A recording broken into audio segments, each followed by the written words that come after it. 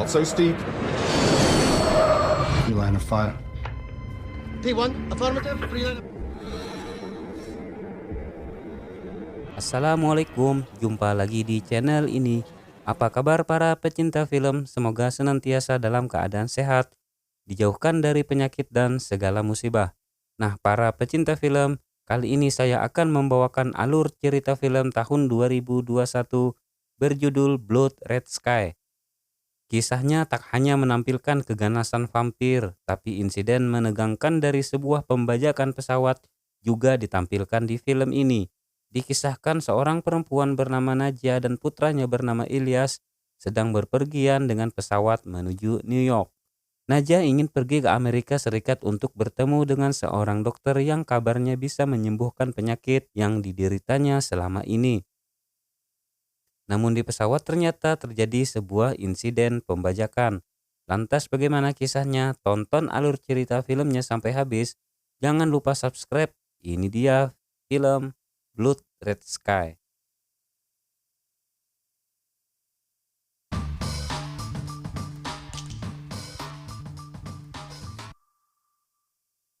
Di awal film, sutradara film ini yang jelas bukan saya, memperlihatkan pasukan keamanan sedang mengawasi sebuah pesawat yang baru saja mendarat. Dari menara pantau, seorang lelaki memandu pasukan bersenjata lengkap. Kemudian, seorang anak kecil diturunkan dari pesawat tersebut dan aparat bersenjata mengamankannya. Lelaki pemandu pasukan di atas menara pantau tadi juga siap menginstruksikan para penembak jitu kepada seorang pria yang berada di ruang pilot. Pria di ruang pilot itu ternyata yang mendaratkan pesawat tersebut karena kapten dari pesawat itu sudah tewas. Kembali ke anak kecil yang sudah diamankan di sebuah ruangan di bandara, ia teringat atas kejadian yang baru saja menimpanya saat penerbangan itu. Sutradara film ini kemudian menceritakan awal mula kejadian yang menimpa anak bernama Ilyas. Di sebuah bandara, Ilyas melakukan boarding kepada petugas di bandara sambil menunggu ibunya bernama Najah. Diketahui Ilyas dan Najah akan terbang ke New York untuk mendatangi seorang dokter agar Najah bisa sembuh dari penyakit aneh yang dideritanya selama ini. Sebelum Ilyas bertemu dengan Najah, ia bertemu dengan pria bernama Farid yang membantunya mengangkat kopernya. Kemudian Ilyas sudah bertemu dengan ibunya Najah. Sambil menunggu keberangkatan, Ilyas kembali berbincang dengan Farid. Tak lama kemudian pesawat pun lepas landas.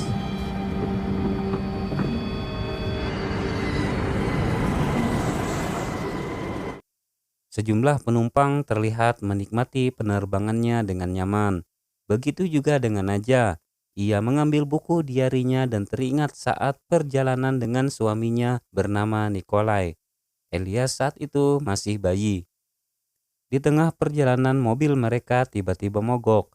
Nikolai kemudian meminta Najah untuk tetap berada di mobil sambil menjaga Ilyas yang terus menangis. Nikolai kemudian pergi untuk mencari bantuan. Kembali ke Najah dan Ilyas yang menikmati penerbangan, tiba-tiba terusik dengan keributan antara penumpang dengan pramugara bernama Iqbal. Kemudian seorang penumpang juga bangkit dari kursinya untuk membantu Iqbal. Karena terjadi keributan, teman dari penumpang pria tadi kemudian melihat apa yang terjadi. Dan ini yang terjadi. One Delta. Ternyata pesawat tersebut dibajak oleh komplotan teroris, termasuk Iqbal salah satu teroris yang menjadi pramugara di pesawat itu. Iqbal kemudian berjalan di antara penumpang dengan berlumuran darah. Iqbal meminta kepada penumpang agar pindah ke bagian belakang sambil menodongkan pistolnya.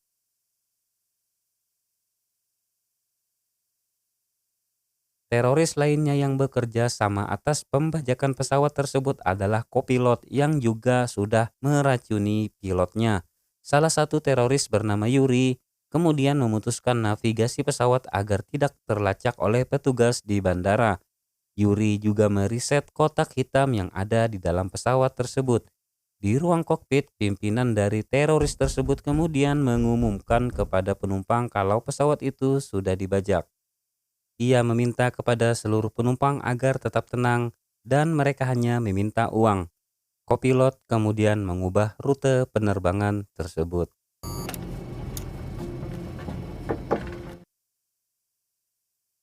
Pada kondisi itu, Elias yang merupakan anak yang cerdas kemudian membuka buku petunjuk pesawat. Elias melihat ada bagian di ruang pesawat yang bisa dijadikan persembunyian. Elias kemudian berlari saat para pembajak itu lengah. Namun hal itu terlihat oleh Iqbal saat Najah mengejar Elias. Dan seketika Iqbal kemudian menembak Najah. Setelah melihat ibunya sekarat, Elias kemudian digiring oleh salah satu teroris untuk kembali ke kursinya.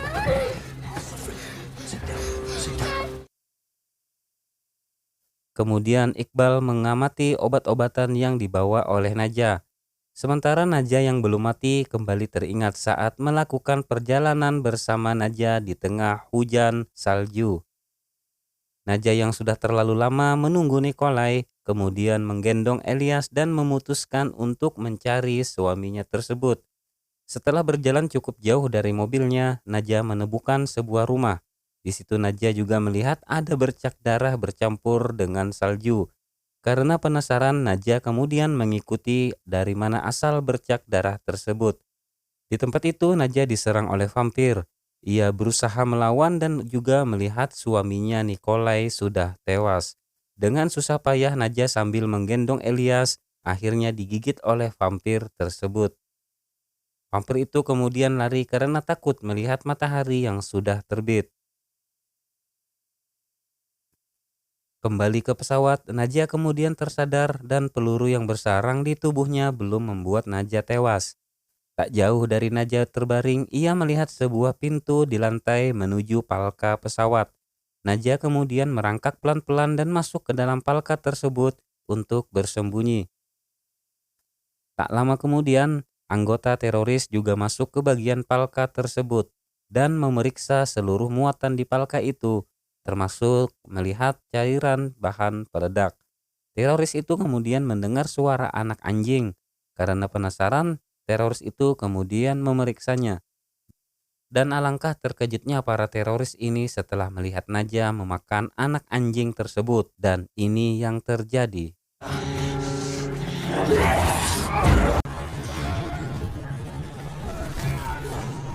Setelah membunuh satu teroris, Najah kemudian merasa aneh dengan dirinya. Gigi Najah seketika copot dan berubah menjadi gigi yang tajam. Dalam kondisinya tersebut, kemudian Najah menyuntikkan sisa obat yang dibawanya dan kemudian mengisap darah teroris yang sudah dibunuhnya. Saat kembali ke kabin pesawat, Najah juga sudah melihat para teroris sudah memasang bom. Kemudian Najah bersembunyi ke dalam toilet. Sementara di dalam kabin pesawat, Iqbal terus berkomunikasi dengan penumpang dan mengumumkan telah memasang bom dalam pesawat itu. Sedangkan teroris lainnya menuju ke Palka untuk mencari Yuri. Karena saat berada di Palka, Yuri tak kunjung melaporkan tugasnya. Dan teroris tersebut sudah menemukan Yuri dalam kondisi tewas. Mendapat kesempatan para teroris yang berada di Palka, Najah kemudian mencari Ilyas dan menemukannya. Ilyas juga tak menyangka ibunya masih hidup dan penumpang lainnya juga kaget. Najah kemudian membawa Ilyas ke ruang kokpit. Karena melihat tak ada orang di dalam ruang itu, Najah kemudian meminta kepada penumpang untuk mengemudikan pesawat. Salah satu penumpang yang merasa yakin bisa mengendalikan pesawat kemudian bangkit dari duduknya. Sementara para teroris masih sibuk di dalam Palka dengan menyiapkan bom. Di situ, Iqbal juga menemukan sisa obat yang digunakan Najah dan mengetahui kalau Najah masih hidup.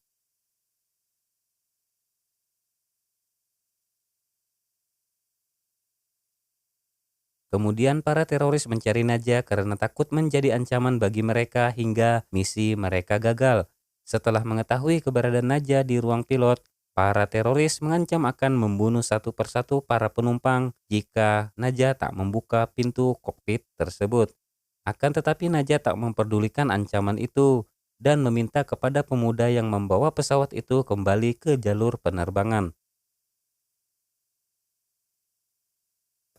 Teroris tersebut kembali membawa seorang anak perempuan yang diancam akan dibunuh jika Najah tak membuka pintu kokpit.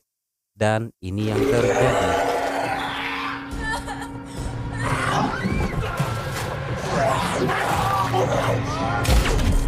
Setelah membunuh satu teroris, Najah meminta kepada Elias agar tetap berada di ruang kokpit karena ia merasa yakin anaknya akan aman berada di situ. Najah kemudian pergi ke toilet dan melihat dirinya sudah berubah total menjadi makhluk mengerikan. Ia kembali menyuntikkan obatnya hingga pingsan.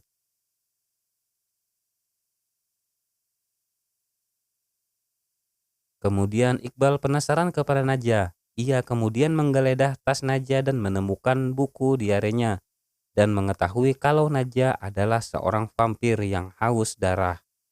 Ia juga masih menemukan obat-obatan di dalam tas tersebut. Sejumlah teroris lainnya tak percaya dengan penjelasan Iqbal yang sudah mengetahui kalau Najah seorang vampir. Iqbal kemudian memberikan sedikit teori akan menangkap Najah dengan cahaya senter karena mengetahui kalau vampir tersebut takut dengan cahaya.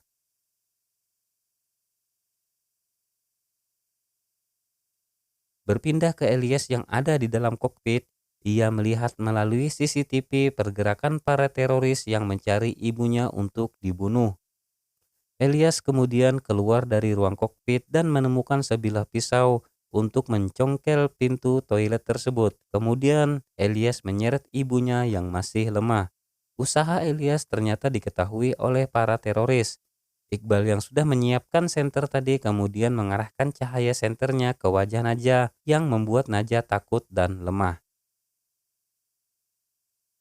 Saat Najah tak berdaya, Iqbal kemudian mengambil darah Najah dengan suntikan.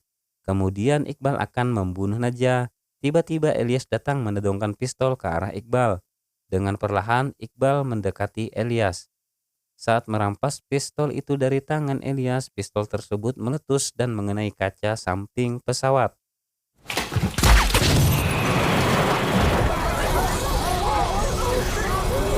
Setelah menembak Iqbal di bagian lengannya, Najah kemudian meminta kepada Farid untuk menjaga Elias. Sementara Najah akan mencari Iqbal. Najah menemukan Iqbal berada di palka di dalam sebuah mobil. Iqbal kemudian menyuntikkan darah Najah ke tubuhnya. Karena khawatir Iqbal juga akan menjadi vampir, Najah kemudian membakar mobil tersebut.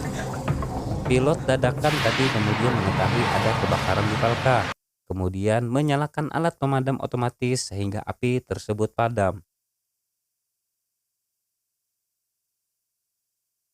Para teroris lainnya yang mencari keberadaan Iqbal menemukannya masih hidup di dalam mobil, tapi sudah berubah menjadi vampir. Iqbal yang sudah menjadi vampir menyeramkan juga menyerang teman-temannya dan menggigitnya untuk berubah status teroris menjadi vampir.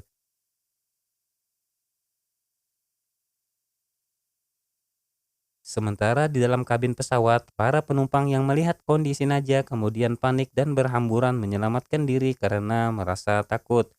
Salah satu penumpang juga menyerang Najah karena mengira kalau Najah adalah vampir yang jahat. Farid yang juga sempat berduel dengan Najah kemudian dihentikan oleh Ilyas. Najah kemudian berusaha menghalangi para teroris yang sudah berubah status menjadi vampir yang sadis. Farid akhirnya membantu Najah, akan tetapi tangan Farid tergigit oleh vampir jahat tersebut. Salah satu penumpang lainnya juga membantu Najah yang berhasil menghentikan Iqbal dengan tembakan. Najah kemudian khawatir kalau Farid akan menjadi vampir kemudian memotong tangan Farid. Farid mampu menjelaskan kepada penumpang lainnya kalau Najah adalah orang baik. Sementara para teroris yang sudah berubah menjadi vampir sudah menyerang penumpang lainnya. Dan sejumlah penumpang juga berubah menjadi vampir. Ketegangan semakin menjadi di dalam pesawat tersebut.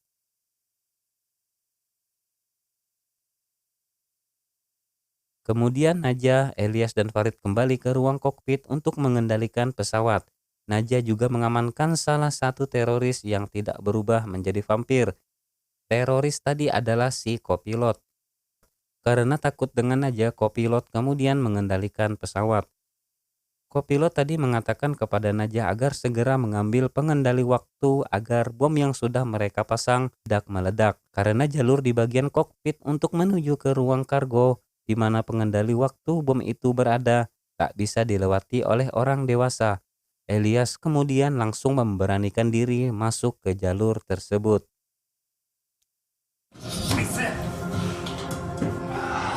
Di ruang itu Elias menemukan banyak sekali vampir.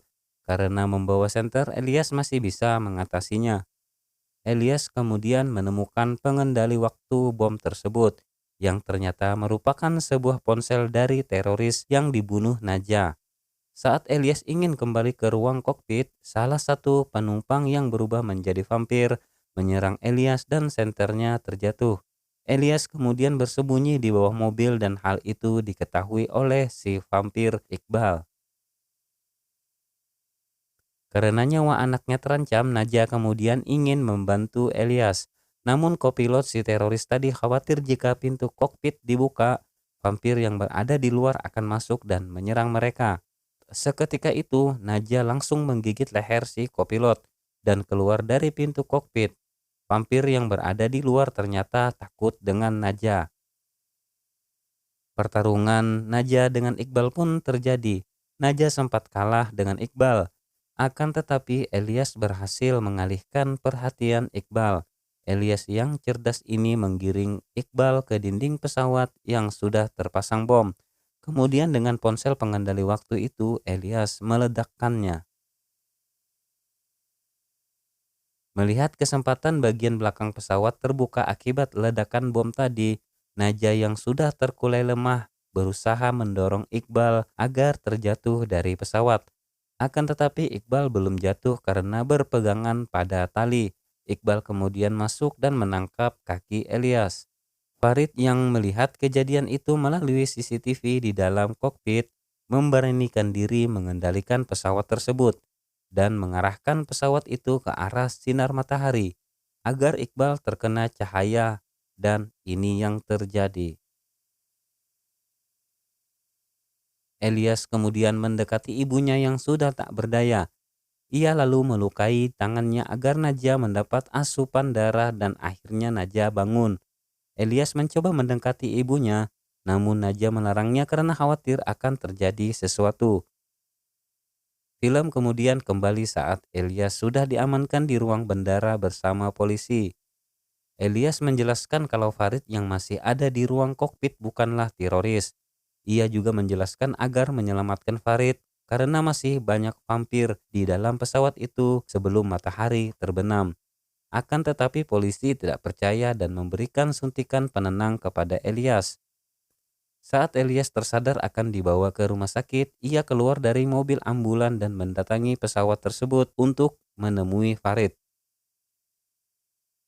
Farid juga berusaha menjelaskan apa yang terjadi sebelum pesawat itu berhasil mendarat yang dikemudikannya secara otodidak. Saat malam hari, para polisi kemudian menyergap Farid masuk ke dalam pesawat dan ini yang terjadi. Sementara Elias yang sudah hampir sampai ke pesawat itu menemukan Najah yang menggigit seorang polisi. Elias mencoba mendekati Najah, namun Najah seolah-olah memberikan isyarat agar segera meledakkan pesawat itu dengan pengendali waktu yang masih disimpannya di dalam boneka. Najah pun tewas bersama para vampir lainnya. Sementara akibat ledakan pesawat tersebut juga membuat Elias tak sadarkan diri. Farid kemudian mendatangi Elias. Sementara para petugas di menara pantau baru sadar apa yang telah terjadi. Let him go. Film pun tamat. Terima kasih para sahabatku yang telah menyaksikan film ini dari awal hingga akhir. Mohon untuk memberikan dukungan dengan menekan tombol subscribe, share dan nyalakan tombol lonceng. Komen juga agar saya terus semangat membuat video alur cerita film lainnya. Sampai jumpa.